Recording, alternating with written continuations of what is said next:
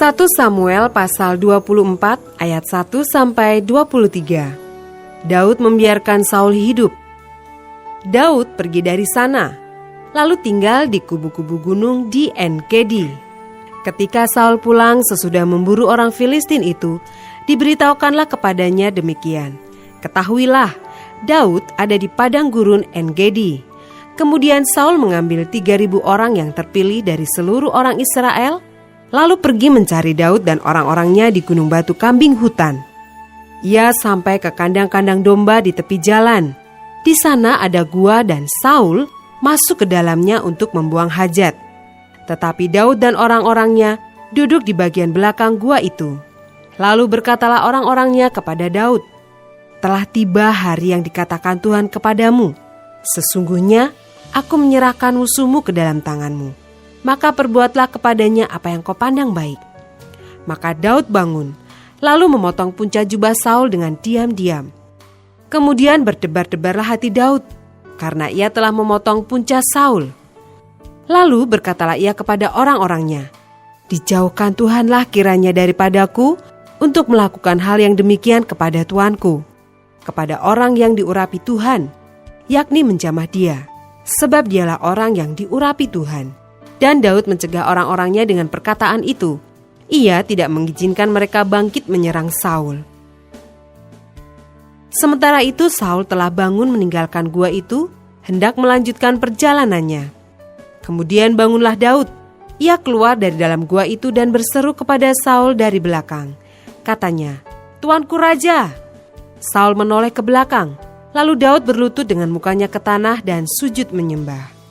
Lalu berkatalah Daud kepada Saul, "Mengapa engkau mendengarkan perkataan orang-orang yang mengatakan, sesungguhnya Daud mengikhtiarkan celakamu? Ketahuilah, pada hari ini matamu sendiri melihat bahwa Tuhan sekarang menyerahkan engkau ke dalam tanganku dalam gua itu. Ada orang yang telah menyuruh aku membunuh engkau, tetapi aku merasa sayang kepadamu, karena pikirku, aku tidak akan menjamah tuanku itu, sebab dialah orang yang diurapi Tuhan. Lihatlah dahulu ayahku, lihatlah kiranya punca jubahmu dalam tanganku ini. Sebab dari kenyataan bahwa aku memotong punca jubahmu dengan tidak membunuh engkau, dapatlah kau ketahui dan kau lihat bahwa tanganku bersih daripada kejahatan dan pengkhianatan, dan bahwa aku tidak berbuat dosa terhadap engkau, walaupun engkau ini mengejar-ngejar aku untuk mencabut nyawaku. Tuhan kiranya menjadi hakim di antara aku dan engkau. Tuhan kiranya membalaskan aku kepadamu, tetapi tanganku tidak akan memukul engkau. Seperti peribahasa orang tua-tua mengatakan, dari orang fasik timbul kefasikan, tetapi tanganku tidak akan memukul engkau. Terhadap siapakah Raja Israel keluar berperang? Siapakah yang kau kejar? Anjing mati? Seekor kutu saja? Sebab itu Tuhan kiranya menjadi hakim yang memutuskan antara aku dan engkau. Dia kiranya memperhatikannya, memperjuangkan perkaraku dan memberi keadilan kepadaku dengan melepaskan aku dari tanganmu. Setelah Daud selesai menyampaikan perkataan itu kepada Saul, berkatalah Saul, "Suara mukah itu, ya anakku Daud."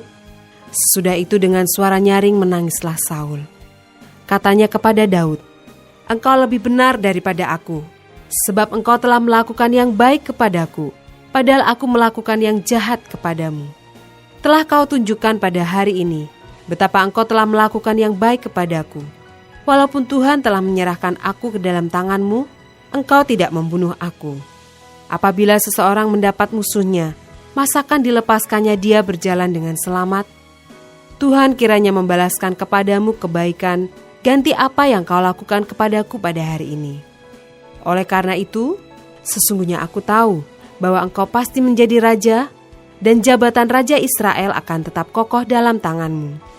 Oleh sebab itu bersumpahlah kepadaku demi Tuhan, bahwa engkau tidak akan melenyapkan keturunanku dan tidak akan menghapuskan namaku dari kaum keluargaku." Lalu bersumpahlah Daud kepada Saul. Kemudian pulanglah Saul ke rumahnya, sedang Daud dan orang-orangnya pergi ke kubu gunung.